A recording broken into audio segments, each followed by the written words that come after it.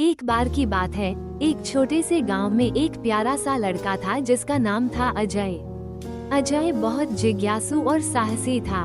उसे जंगलों में घूमना और नई चीजें खोजने का बहुत शौक था। एक दिन उसने अपने दोस्तों के साथ मिलकर जंगल में जाने का फैसला किया।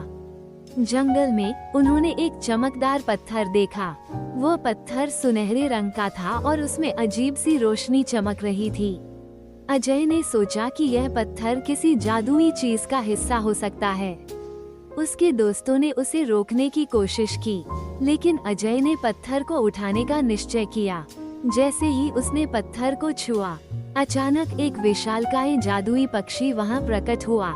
पक्षी ने कहा, मैं इस पत्थर का रक्षक हूँ। तुमने मुझे जगाया है। मैं तुम्हें 3 इच्छाएं पूरी करने का मौका दूंगा।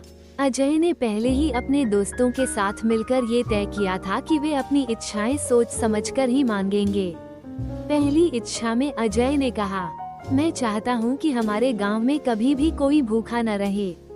पक्षी ने अपनी चोंच से एक जादुई धूल उड़ाई और गांव में खाने की भरपूर सामग्री आ गई। दूसरी इच्छा में अजय ने कहा, हम सबको हमेशा खुश रहना चाहिए। पक्षी ने फिर से जादुई धूल उड़ाई और गांव में हर कोई हंसने और खेलते हुए दिखा। अब तीसरी इच्छा का समय आया।